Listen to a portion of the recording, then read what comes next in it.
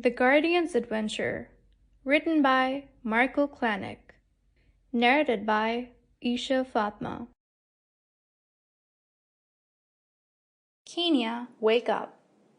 The blue sunlight hit my eyelids, waking me up.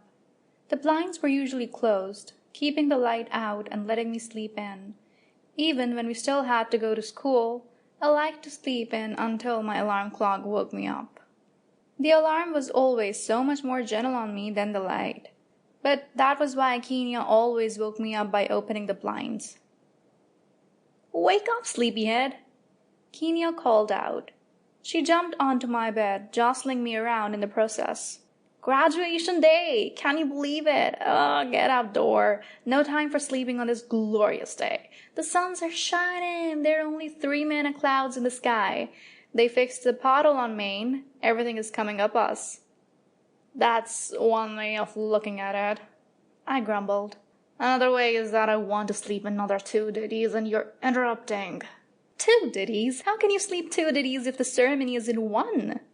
Are you going to sleep through graduation? "Sure, why not?" I asked. "It's not like anything good is coming out of it. All the good stuff isn't until later in the day. I want to be well rested for that." We both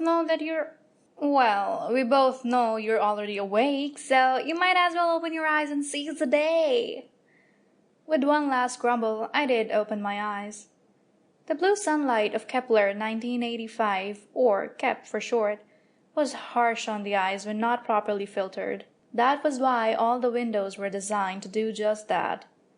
Still, it hurt my eyes to see it so early in the morning. It took a moment for them to adjust to the brightness. To spare my eyesight, I flicked my eyes around the room. In the corner was my suitcase, already packed for the trip we were planning.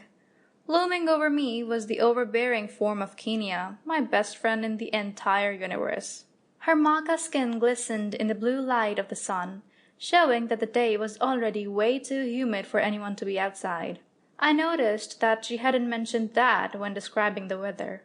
And finally to my closed door on the wall opposite from the windows. Kenya had never met a closed door that stopped her from opening it.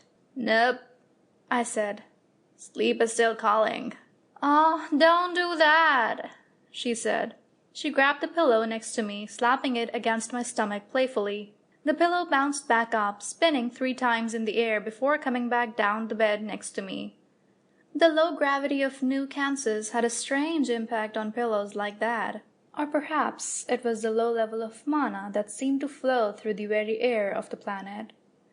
It wasn't high enough for Mom's tastes, and certainly not enough for it to have an impact on electronics. "Your mom is cooking a special breakfast just for us."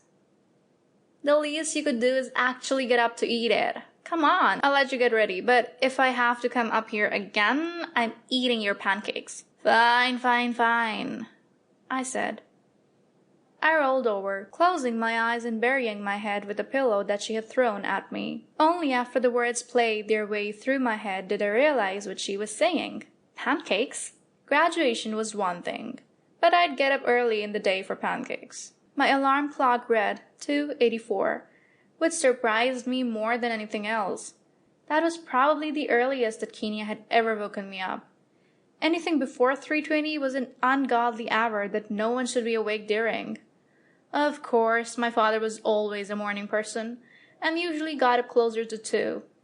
Mom was more like me. She was probably just as annoyed to be up that early, even if it was a special day. I paused between my bed and my dresser to look out through the window. The blue light coming from Kep seemed unusually bright.